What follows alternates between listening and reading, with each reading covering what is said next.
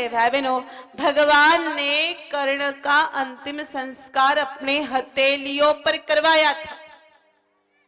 ये पूरी धरती शमशान है। मैं बैठू वो जगह भी शमशान और आप बैठे वो जगह भी शमशान है।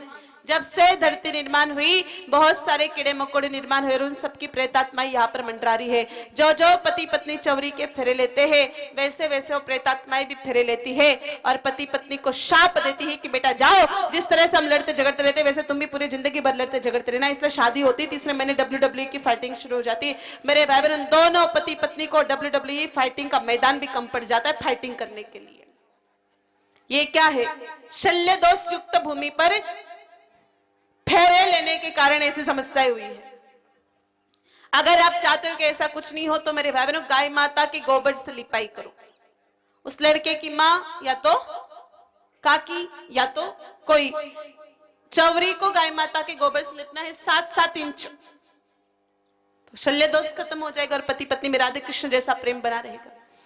अब थोड़ा आगे बढ़ते हैं मेरे भाई बहनों, बारी आएगी, विवाह तो हो गया, कन्यादान की। कन्यादान के समय भी गाय माता की जरूरत पड़ती है। कन्यादान में जहां तक हो सके मेरे भाई बहनों, ये रुपया पैसे गाड़ी घोड़े मत दो, आदत मत बिगाड़ो सामने वालों की।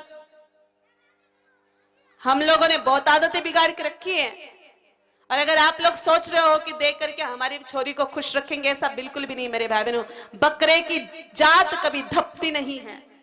दहेज लेने वाले बकरों की जो वृत्ति है वो संग्रह वृत्ति होती है, वो कभी भी इस वृत्ति से बाज आने वाले नहीं है मेरे भाई बहन। वो लोग जितना डालेंगे उतना और गटकेंगे। और जो लोग पैसों की इच्छा करते हैं, दहेज लेने की इच्छा रखते हैं, वो कभी अपनी बेटी को खुश नहीं रह सकते। क्यों? क्योंकि वो तो भिखारी लोग हैं। देखो, बुरा मत मानना, दहेज लेने वाले भिखारी तो होते हैं। एक दूसरी तरफ तो भिखारी कटोरा लेकर के बैठता है और दूसरा भिखारी लिस्ट पकड़ा देता है, तो भिखारी तो दोनों है मेरे भाई बहनों। लेने के प्रकार अलग अलग है। तो बोलो, आप में से कितने लोगों ने दहेज लिया है अपने बेटों का? लेने वाले कितने लोग हैं? धन्य है मोकलसर वाले के एक ने भी दहेज नहीं लिया। ऐसा गांव तो मैं पहली बार राजस्थान में देख रही हूं। इतनी ईमानदारी बची क्या आपके गांव में? सबने लिया है दहेज? थोड़ा ईमानदारी से हाथ ऊपर करो, थोड़े थोड़ी ईमानदारी दिखाओ। कितने लोगों ने दहेज लिया?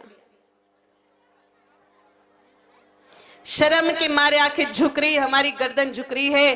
तो मेरे भाई बहनों, अब तो हमको शर्म आ रही, उस समय शर्म क्यों नहीं आई? और कुछ कुछ जगहों पर तो मेरे भाई बहनों लेकर के फिर पछताते हैं। एक दो माताएं हमको मिली, वो कह रही थी कि महाराज मारो छोरो तुम्हारी मानने ही कोनी, देखे ही कोनी। शादी से पहले छोरा बहुत अच्छा था, पता नहीं ऐसी मिल गई चुड़ैल कि पता नहीं बेटे पर क्या जादू कर दिया। ये जादू पैसों का है। एक बात ध्यान रखना, पैसा बोलता है। जब आपका बेटा बोलने लगता है ना तो वो सामने वाली चुप करा देती। चुप बैठ, मेरे बाप के घर से 80 लाख रुपए लेके आए, तेरे को ज्यादा बोलने की जरूरत नहीं। बाप का बेटा क्या बोलेगा आगे? क्योंकि आपने आपके बेटों की नीलामी कर दी। 80 लाख में, 1 करोड़ में, 1.5 करोड़ में, और मारवाड़ में तो बड़ा पैसा दबाया जाता है। इसलिए मेरे भाई बहनों ध्यान रखो, दहेज मत लो। दहेज रूपी दानव को हमारे घर में प्रवेश करने मत दो। तो कन्यादान में वैसे क्या देना चाहिए? गौदान करना चाहिए। आजकल कुछ कुछ माँ बाप कराते हैं, ऐसा नहीं कराते, लेकिन चांदी की गाय माता पकड़ा देते हैं। सोनार लोग बेचते ना चांदी की गाय माता दुकानों पे, तो चांदी की गाय माता पकड़ा देते हैं। अब मेरे भाई बहनों, चांदी की गाय माता हम अपने बेटी को दे दी तो आने वाले समय में मान लो ये सोनार लोग थोड़ी दिमाग चला करके चांदी के दूल्हे बनाने लग जाएंगे, तो क्या आप दुकानों से चांदी के दूल्हे खरीदने लग जाओगे क्या कि छोरी का ब्याह चांदी के दूल्हे से ही करवा देते हैं?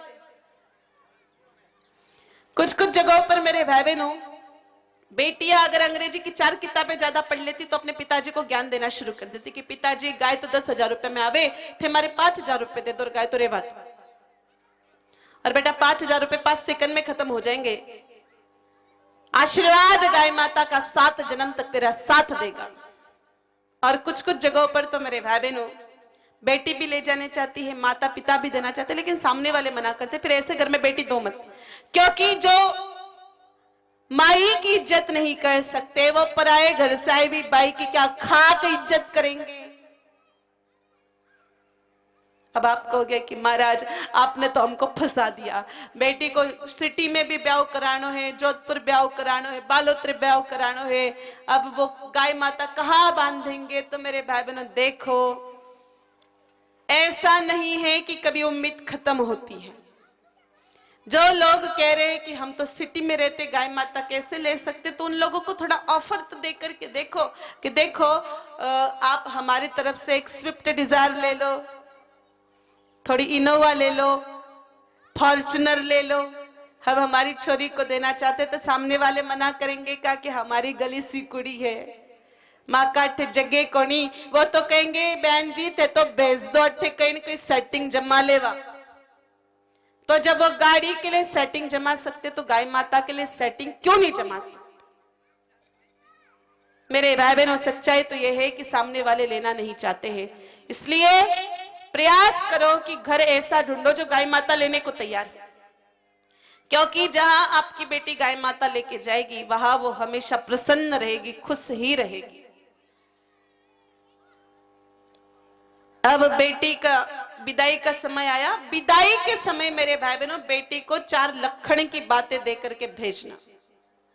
हम शादियों में बड़ी तैयारियां कराते हैं, सूरत जाके साड़ियां मंगवाएंगे, हम जोधपुर से सोना मंगवाएंगे, बालोतरा से किराने का सामान मंगाएंगे, सिवाना से टेंट वाले को कहेंगे, लेकिन जो मुख्य बात है वो हम भूल जाते हैं।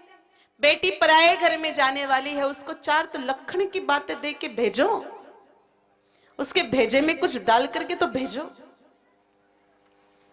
मेरे भाई बहनों, बेटी को 4 बातें बतानी चाहिए। सबसे पहली बात, उसको कहो कि पति का हर परिस्थिति में साथ देना है। दूसरी बात, पति का स्वभाव देख करके व्यवहार करे। तीसरी बात, उसको कह करके भेजे कि बेटा अपने पति से वरिष्ठ सास ससुर गुरुजनों की अपने माता पिता समझ के सेवा करे। और चौथी मुख्य बात, बेटा कभी अपने कुल का नाम बदनाम मत होने देना। ये 4 बातें अगर सिखा करके भेजी ना तो कभी आपको रोने की जरूरत नहीं पड़ेगी।